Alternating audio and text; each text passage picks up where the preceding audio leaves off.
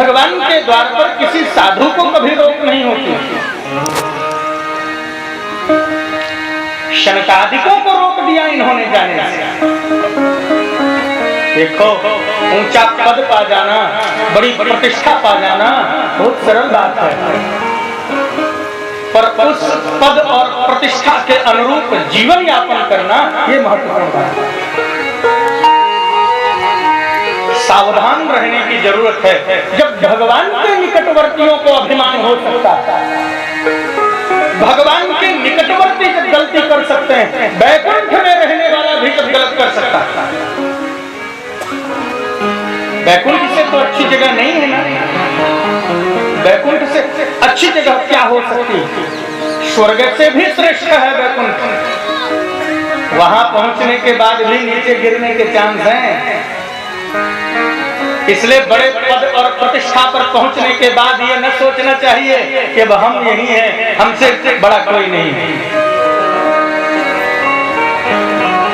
भगवान बाराह का अवतरण हुआ और बाराह भगवान ने हिरण्याक्ष का उद्धार करके पृथ्वी को ले तो महाराज मनु ने सृष्टि किया और सृष्टि में पहले कन्याओं का वर्णन किया सुखदेव जी। मनोस्तु शतरूपायाम तिस्रः कन्याश्च जज्ञिरे। 3 कन्याएं हुई। कौन कौन? आपूतिर्देवहूतिश्च प्रसूतिरिति विश्रुता। आकुति, देवहूति, प्रसूति, 3 बेटे और तीनों का मनु जी ने बढ़िया सुंदर ऋषियों के साथ विवाह किया। आकुति का विवाह रुचित प्रजापति के साथ किया, देवहूति का विवाह महर्षि कर्दम के साथ किया और प्रसूति का विवाह दक्ष जी के साथ किया। और तीनों कन्याओं का सुंदर वंश हुआ और 2 पुत्र हुए। प्रियव्रतोत्तान पादौ शतरूपापते सुतौ वासुदेवस्य कलया रक्षायां जगत स्थितौ। 2 बेटे हुए, प्रियव्रत और उत्तानपाद। तो प्रियव्रत ने राज्य नहीं लिया। मनु महाराज ने प्रियव्रत से कहा कि प्रियव्रत तुम राजा बन जाओ। प्रियव्रत ने कहा पिताजी अभी आप तो हैं, हमको राजा बनने की क्या जरूरत है? मनु ने कहा बेटा हो तन विषय विराग भवन सती भाचौत पर हृदय बहुत दुख लागे जन्म गयो हरि भजन। प्रियव्रत से कहा बेटा अब मुझे भजन करना है, अब मुझे राज्य नहीं करना है। राज्य तो बहुत कर लिया हमने, भजन नहीं किया और जीवन में भजन नहीं किया तो जीवन बेकार है। बीत गए 3 भजन बिना रे, बीत गए 3 बिना, बीत गए 3 भजन बिना रे, गए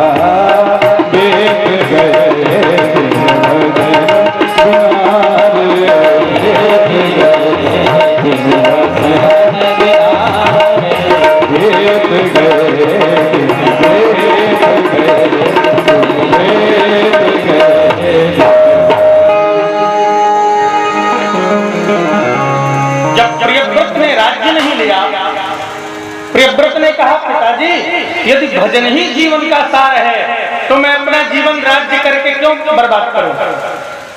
मैं आपसे पहले जाता हूं और मनु जी नहीं निकल पाए, प्रियव्रत पहले चले गए भजन करने। अब छोटा बेटा है उत्तानपाद, मनु ने सोचा कि अगर इसको भी कहें कहीं ये भी न भाग जाए भजन करने, तो मनु जी ने उत्तानपाद को जबरदस्ती राजा बना दिया। आप देखिए गोस्वामी जी कह रहे हैं प्रेम से नहीं, बरबस राज सुत इंद्रपदु, जबरदस्ती उत्तानपाद को राजा बनाया। और उत्तानपाद का विवाह भगवती सुनीति से हुआ और उत्तानपाद और सुनीति से कोई संतान नहीं हुई, तो सुरुचि से उसका पुनः विवाह हुआ। उत्तानपाद के दो पत्नियां हो गई, सुनीति और सुरुचि। देखिए कितना प्रतीकात्मक शुक्रदेव जी महाराज संदेश दे रहे हैं। हम आप सब मनु की संतान हैं और सब उत्तानपाद हैं, और हम सबके भी दो पत्नियां हैं। एक का विवाह परंपरागत हुआ है हमारे साथ और दूसरा हमने खुद किया। सुनीति के साथ तो परमात्मा ही विवाह करके भेजा है और सुरुचि के साथ हमने खुद ब्याह किया।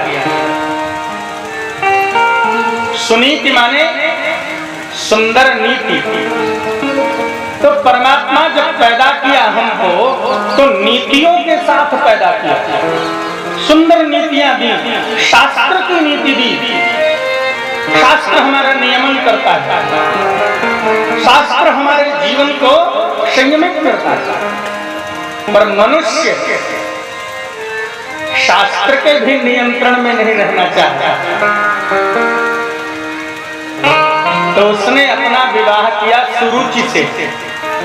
रुचि माने पसंद, अपनी पसंद ज्यादा चाहता है। मनुष्य नीतियों के अनुसार जीना नहीं चाहता, अपनी रुचि के अनुसार जीना चाहता है। सुनीति माने सुमति और सुरुचि माने कुमति। और गोस्वामी जी कहते हैं ये सब में होती है। सुमति कुमति सबके उर रही, नाथ पुराण निगम यस कही। सुमति कुमति सबके उर रही, नाथ पुराण निगम यस कही। सुमति कुमति सबके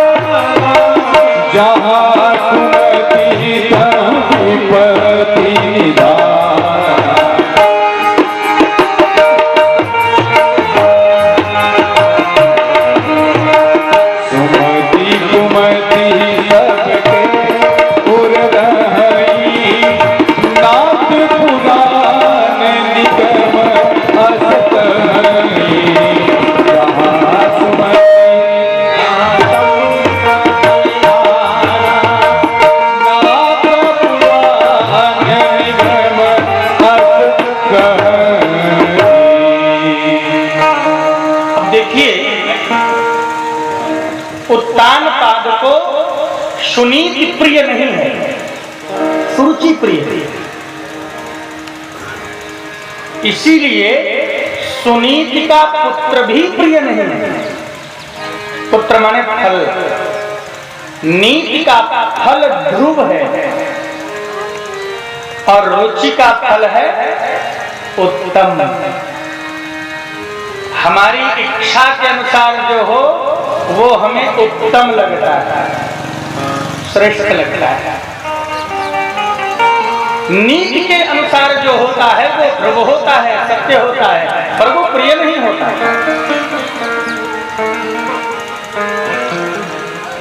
इसलिए हम उत्तम का अभिनंदन करना चाहते हैं और ध्रुव का अभिनंदन हम नहीं करना चाहते। तो एकदा सुरुचे पुत्र मंकमारोप्य लालयन् उत्तमं नारुरुक्षं ध्रुवं रागाभ्यनन्दत। एक दिन की बात है, राजा की गोद में, उत्तानपाद की गोद में ध्रुव खेल रहा था और उत्तानपाद ध्रुव को प्रेम कर रहे थे, उत्तम को प्रेम कर रहे थे। उसी समय ध्रुव भी आ गया। अब उत्तम को पिता की गोद में बैठा देख करके ध्रुव के मन में आया कि मैं भी पिता की गोद में बैठ गया। सुरुचि ने सोचा कहीं ऐसा न हो कि मेरे पति हमारी सौत के बेटे ध्रुव से प्रेम कर बैठे तो धीरे धीरे इनका मन हमसे हट जाएगा। तो ध्रुव तो अभी छोटे हैं, 5 वर्ष की अवस्था है। राजा को सुना रही है, ध्रुव तो समझेंगे नहीं, राजा को सुनाती हुई सुरुचि कहती है, कहा नवत्संद्रपतेर्धृष्ण्यं भवानारोढुमर्हति। बेटा ध्रुव, तुम इस गोद में बैठने के लायक नहीं हो। ध्रुव ने कहा मां, मैं इस गोद में बैठने के लायक क्यों नहीं हूं? तो कहती है नृपतेर्धृष्ण्यं भवानारोढुमर्हति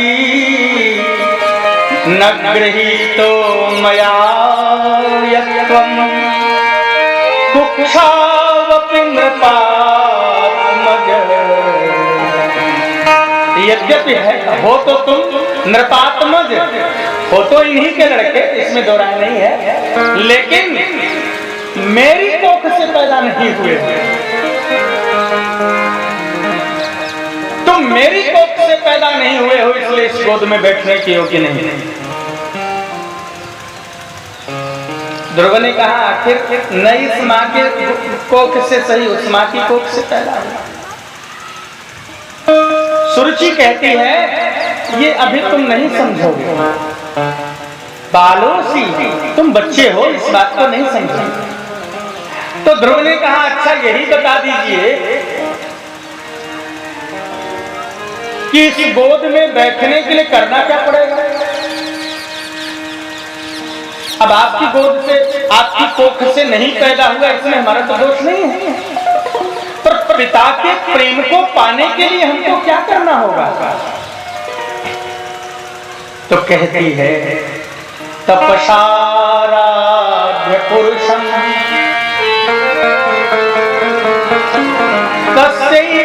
तस्यैवानुग्रहेण में गर्भे त्वं साधयात्मानं यदि इच्छसि नृपासनं। यदि इच्छसि नृपासनं, यदि राजा की गोद चाहते हो तो एक काम करो, तपसाराध्य पुरुषम, आराध्य पुरुषम भगवंतम तपसा, आराध्य पुरुष भगवान की तप के द्वारा देखो ऐसा नहीं कहा कि तप करो, जाके तप करो, ऐसा नहीं कहा। तपस्या में तृतीया विभक्ति लगी, तो यहां तप साध्य नहीं है, साधन है, क्योंकि तृतीया विभक्ति का प्रयोग साधन के अर्थ में होता है। साधक तमम करणम, करण कारक साधन के अर्थ में। और तपसा कहने का मतलब है कि सुरुचि ये नहीं कहना चाहती जाकर भगवान की तपस्या करो, ये उसका लक्ष्य नहीं। लक्ष्य क्या है? जाकर के भगवान को प्रसन्न करो तप के द्वारा। फिर क्या करो? जब भगवान खुश हो जाएं, भगवान कहें वरदान मांगो, तो वरदान ये मांगो कि हे प्रभु मुझे सुरुचि माता के पेट से पैदा करो। अच्छा, सुरुचि के पेट से पैदा होने के लिए ध्रुव को पहले मरना पड़ेगा ना। अब इस शरीर से तो नहीं पैदा हो सकते। सुरुचि का मन कितना दूषित है कि वो चाहती है कि ये मर जाए। कुल मिलाकर सुरुचि का मतलब है कि ये मरे। अब मेरे गर्भ से पैदा होगा कि नहीं होगा वो बात की बात है, पहले मरे।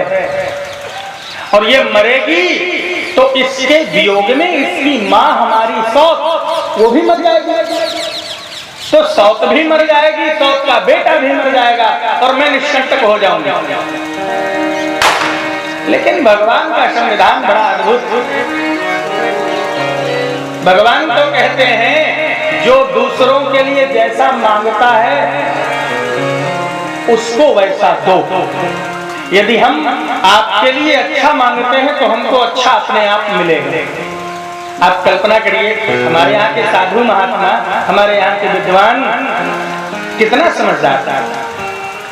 उन्होंने ये नहीं कहा कि हम हर सुखी रहें बाकी सब दुखी हो जाएं, ऐसा कहा क्या? हमारे यहाँ के मनीषियों ने कहा कि सर्वे भवन्तु सुखिनः सर्वे सन्तु निरामयाः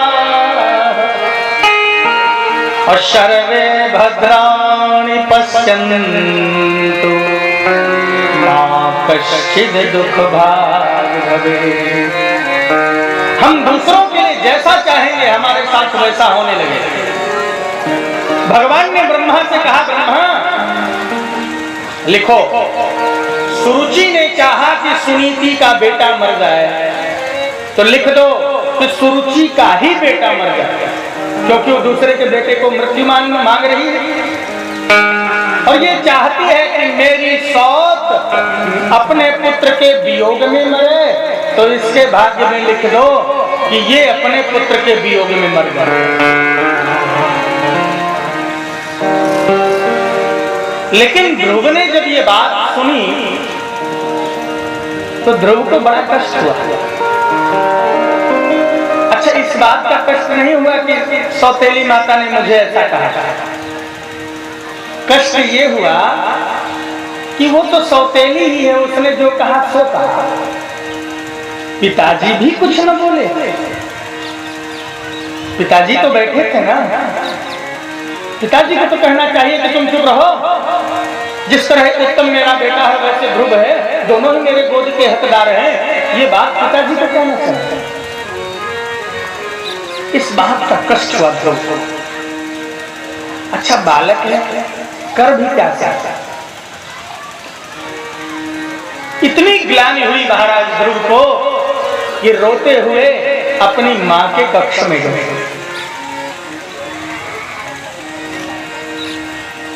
सुखदेव जी महाराज कहते हैं, ध्रुव को जरा देखो तो, मातु सपत्न्या सदुरुक्ति विद्या स्वसन्नुरुषा दंडहतो यथा अहि। जैसे सर्प को डंडा मार दे तो उच्छ्वास भरने लगता है, ऐसे ही महाराज ध्रुव अपनी सौतेली माता के दुर्वचन को सुनकर पीड़ित हो गए। इसीलिए आचार्यों ने कहा है दूसरे को दुर्वचन नहीं कहना। आप किसी को शारीरिक दंड दे दे चलेगा, दुर्वचन न कहना, क्योंकि दुर्वचन से हृदय विद्ध हो जाता है। अच्छा, कुछ लोग तो इसमें अपनी शान मानते हैं। लोग कहते हैं हम तो साफ ही साफ बोलते हैं, केहू को अच्छा लगे चाहे न लगे, किसी को अच्छा लगे या बुरा लगे, हम तो साफ बोलते हैं। ऐसा साफ क्यों बोलते हो कि दूसरे का हृदय विद्ध जाए? शास्त्र इसकी आज्ञा नहीं देता। दूसरे को विद्ध करने वाली वाणी का प्रयोग करना महापाप है। और गोस्वामी जी ने साधुता के लक्षण में ये बात कह दी। साधुता के लक्षण में पारुष्यता को हटा दिया। साधु का लक्षण जो बताया गोस्वामी जी ने, उसमें बात कह रहे हैं। बाबा जी कहते हैं कि समदामनियम नीति नहीं डोले, समदामनियम नीति नहीं डोले, समदामनियम नीति नहीं डोले, समदामनियम नीति नहीं डोले,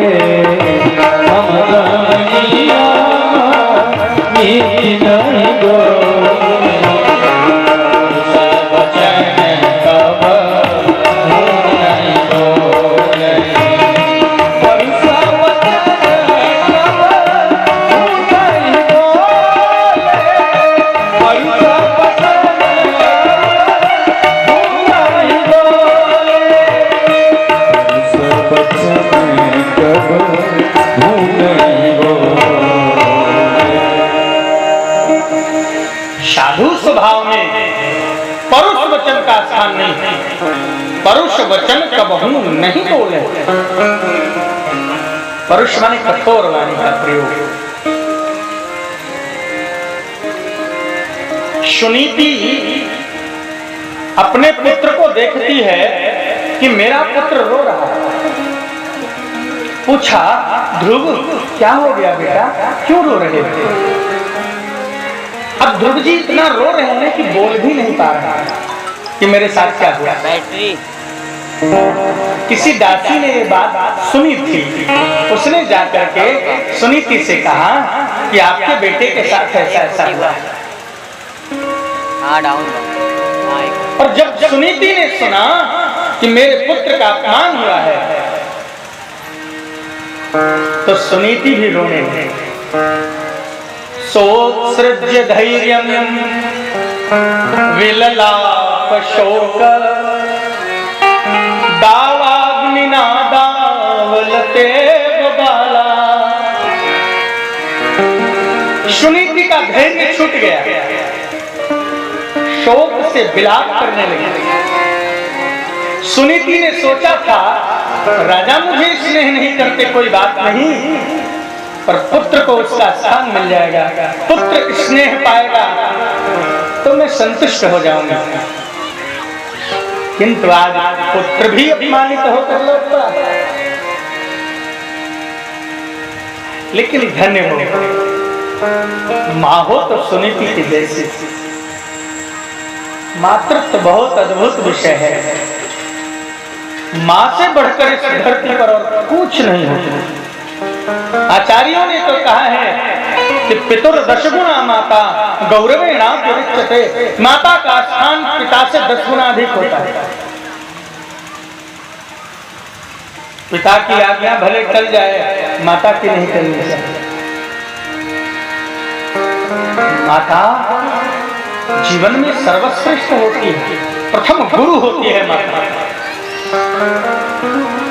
इसलिए कभी माता पिता का अपमान नहीं होना चाहिए जीवन में।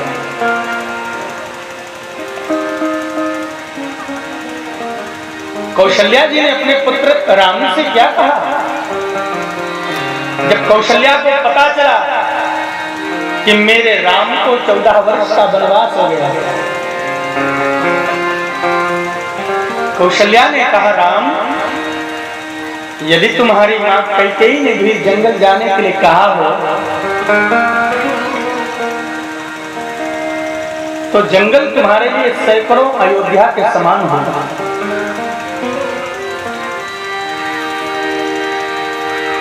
तुम अवश्य जंगल जाओ। अरे जो कहे बन जाना, जो भी तुम्हारो कहे बन जाना, जो भी तुम्हारो कहे बन जाना, जो भी तुम्हारो जो भी तुम्हारो कहे बन जाना, जो भी तुम्हारो कहे बन जाना, तो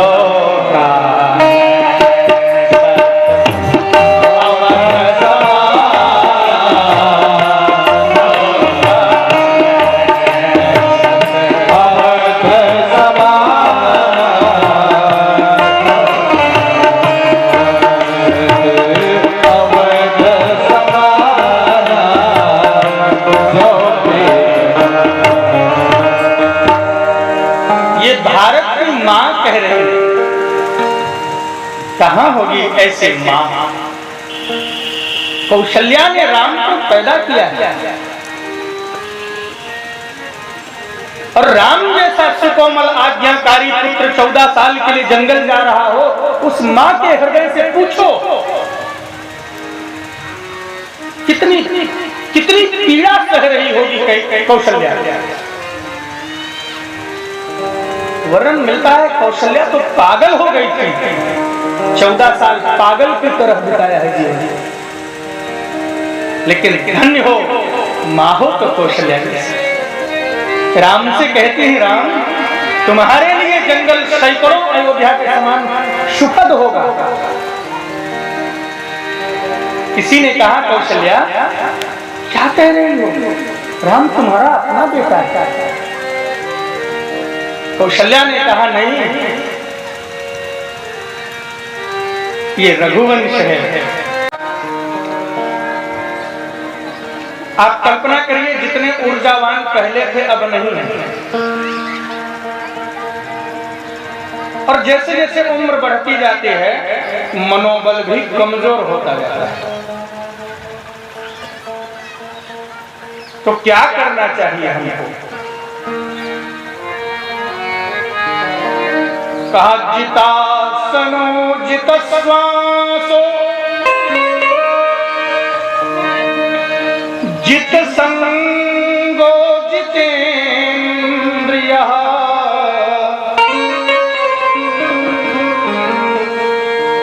स्थूले भगवते रूपे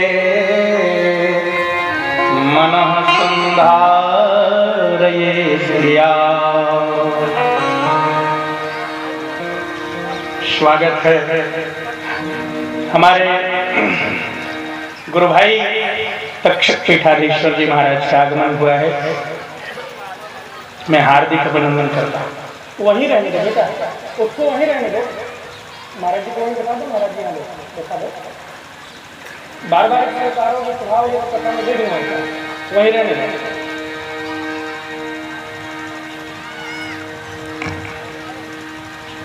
बोलिए भक्तवत्सल भगवान की जय हो।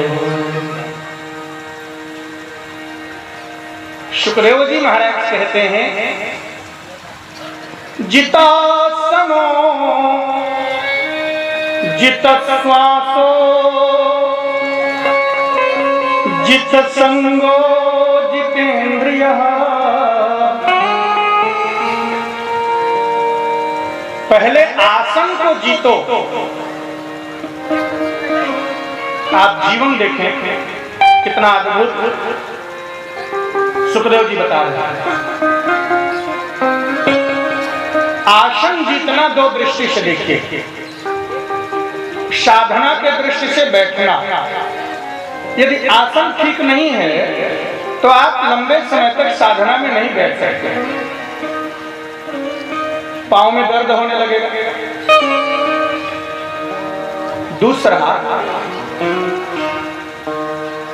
आसन का मतलब है कि कहां आपको बैठना है और कहां नहीं बैठना है, इसका बोध हो आपको। किस स्थान पर आपको जाना है, किस स्थान पर नहीं जाना है। जहां नहीं जाना है वहां न जाइए,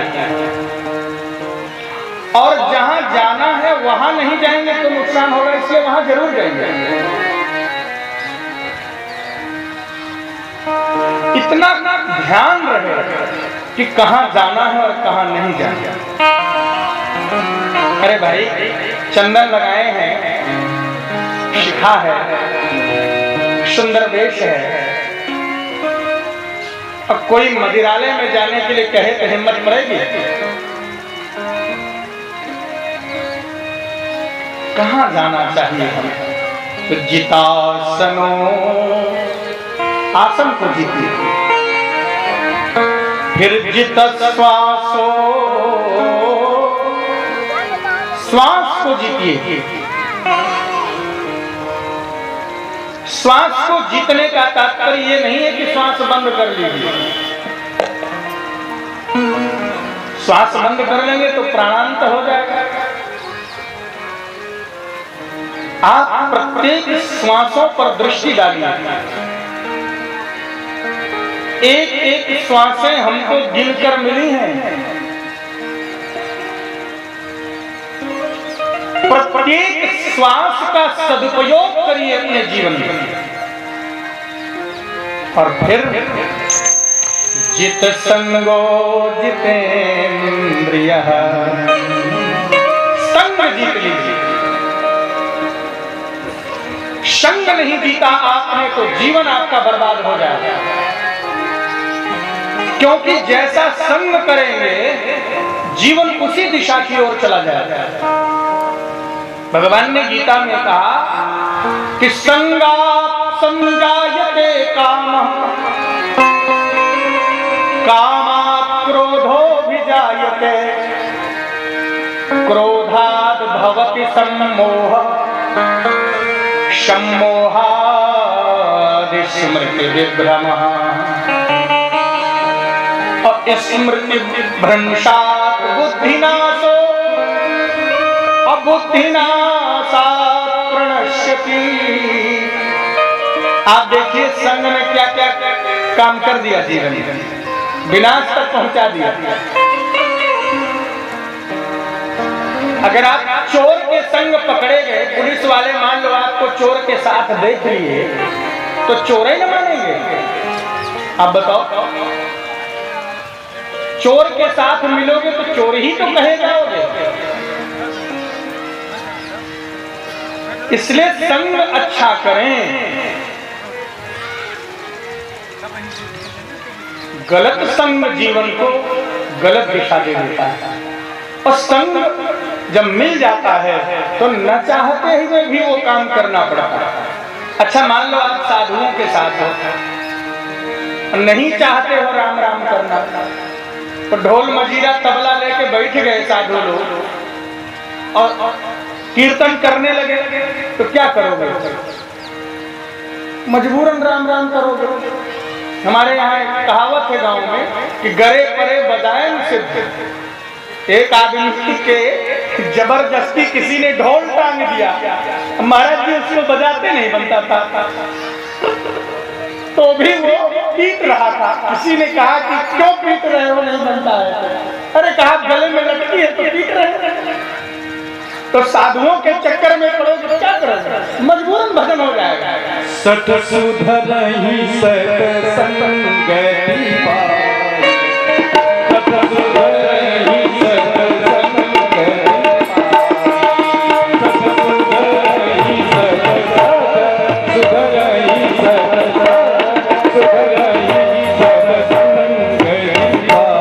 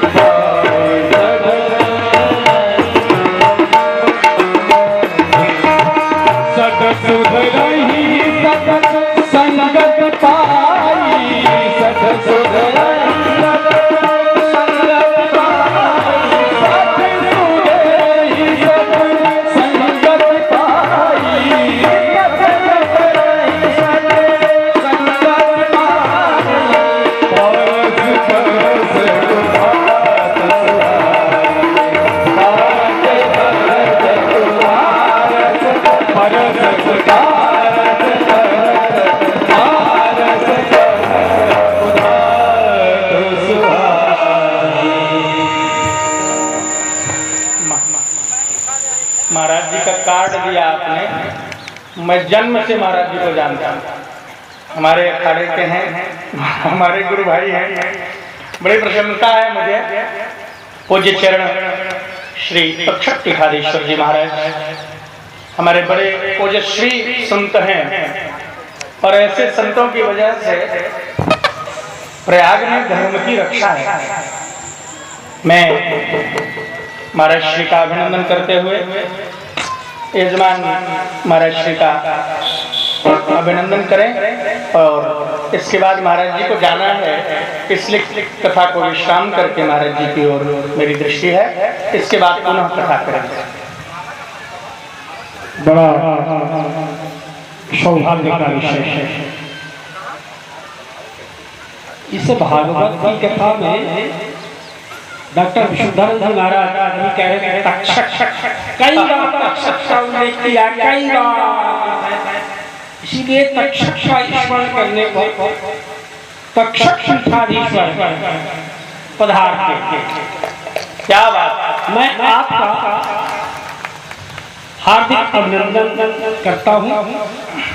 पूज्य आप पूना खाने से हैं, और प्रयाग में बड़ा ही प्राचीन स्थान है तक्षक। जमुना जी के किनारे तक्षक कुंड भी है। मैं आपके यहाँ तक्षक पीठ पे दर्शन करने जरूर जाता हूँ। ये तो मेरे हैं, तो आपके आने जाता हूँ। तक्षक पीठ जाता हूँ। अधिक समय न लेते हुए महाराज जी आपका मैं अपनी ओर से, यजमान जी की ओर से, अपने अनुज की ओर से आपका हार्दिक अभिनंदन एवं स्वागत करता हूँ। हर हर महादेव। और यह तक्षक और भागवत मेरी भैया मानव हरि हरि हरि। वक्रतुंड महाकाय सूर्यकोटि समाप्रभं निर्विघ्नं कुरु मे देव सर्वकार्येषु सर्वदा। श्री भागवत महापुराण के चरण कमलों में नमन करते हुए हमारे भागवत प्रवक्ता व्यासपीठ पर विराजमान महाराज श्री के चरण कमलों में नमन करते हुए, और यहाँ सभी पधारे हुए भक्त प्रेमी माता एवं बहनें सभी को आशीर्वाद। देखिए, आज बड़ा एक योग संयोग की बात है कि हमको यहाँ दर्शन करने आना था, और आप सभी का यहाँ दर्शन और मिलाप होने था। दर्शन परसन कर मंजन लेगा। तो एक सत्संग ऐसी चीज है कि सत्संग मनुष्य जीवन के लिए एक अमर जड़ी होती है कि जो उसका कभी भी नाश नहीं होता है, जो सत्संग रूपी अमर जड़ी को पान कर लेता है। और वो अमर जड़ी एक कथा रूपी भागवती है कि जो भगवान वेद व्यास जी महाराज के द्वारा रचित श्री सुखदेव जी मुनि महाराज के मुखारविंद द्वारा उच्चारित। तो देखिए, एक सप्ताह भागवत 7 दिन में ही एक मनुष्य का कल्याणकारी क्यों होता कि एक ऐसे दृष्टांत के माध्यम से कि जब अपन बच्चा बच्ची का, कन्या वर वधू का विवाह करते हैं तो उनके खाने बाने करते हुए 7 दिन में शादी होकर के वधू वर के यहाँ पहुंच जाती है। तो इसी प्रकार जो अपने अंदर आत्मा विराजमान है, वो आत्मा एक शक्ति का रूप है, नारी का रूप है, चाहे वो पुरुष हो चाहे स्त्री हो, दोनों के अंदर आत्मा है। वो आत्मा एक परमात्मा की आर्दंगनी है।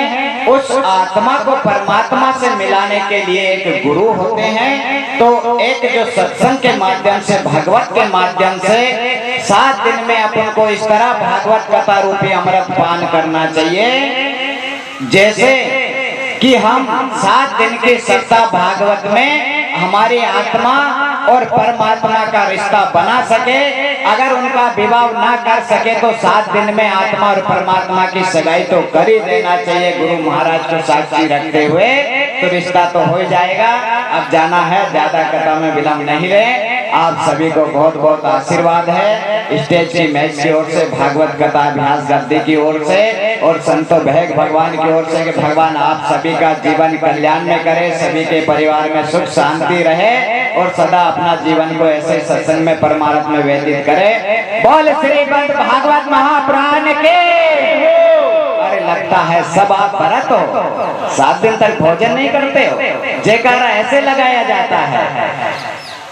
तोता उसको कहते जो हरा हरा रंग का पंछी होता है, तोता उसको कहते जो हरा हरा रंग का पंछी होता, और सभा में जयकारे वही लगाता जिसके हृदय में हरि का वास होता। तो देखते हैं किन किन के हृदय में हरि बसे हुए। जिनके हृदय में हरि बसे वो खड़ा हाथ करके जयकारे लगाएंगे, नहीं तो भागवती हुई चले जाएंगे। बोल श्रीमद् भागवत महापुराण की, बोल श्रीमद् भागवत महापुराण की, बोल भक्त और भगवान की जय जय श्री राम। आप श्री पंचदशनाम जूना अखाड़े के सेक्रेटरी वर्तमान काल में आजाद, आपका हार्दिक अभिनंदन एवं स्वागत है। ओम नमो नारायण। तक्षक महाराज की जय हो।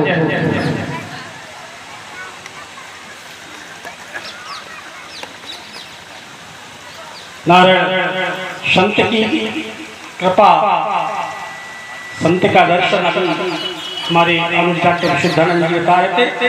संत की कृपा बड़े भाग्य से मिलती है, संत दर्शन बड़े भाग्य से मिलता है। आप श्री पंचदशनाम जूना अखाड़े के सेक्रेटरी है, प्रयाग से 4 सेक्रेटरी होते हैं। बहुत बहुत अभिनंदन एवं स्वागत है। जय जय राधा रमण हरि बोल रे, जय जय राधा रमण हरि बोल, जय जय राधा रमण हरि बोल रे, जय जय राधा रमण हरि बोल, जय जय राधा रमण हरि बोल रे, जय जय राधा रमण हरि बोल, जय जय राधा रमण हरि बोल, जय जय राधा रमण हरि बोल।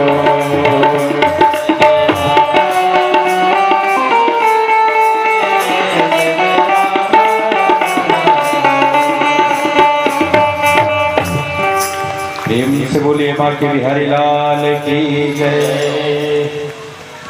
मैं चर्चा कर रहा हूं सुखदेव जी महाराज जीवन जीने की शैली बता रहे हैं, कैसे जीना है हमको। जितासनो जित श्वासो जित संगो जितेंद्रियः। जितेंद्रिय का मतलब ये नहीं है कि आप इंद्रियों से कोई काम न करें। जितेंद्रिय का तात्पर्य है जिस इंद्रिय का जो कार्य है उसको नियंत्रित रूप से करें। और फिर सुखदेव जी महाराज कहते हैं मन पर दृष्टि डाले। मैंने एक दिन निवेदन किया था कि जैसे बाहर पुत्र और पुत्रियां हमें मिले हैं, वैसे अंदर भी हमको एक पुत्र और एक पुत्री मिली। मन को पुत्र समझिए और बुद्धि को पुत्री समझिए।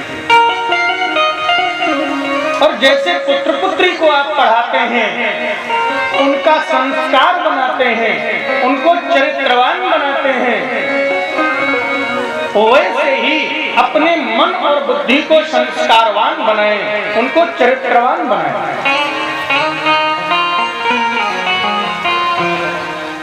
मन साधारण नहीं है, शरीर में मन सर्वश्रेष्ठ है।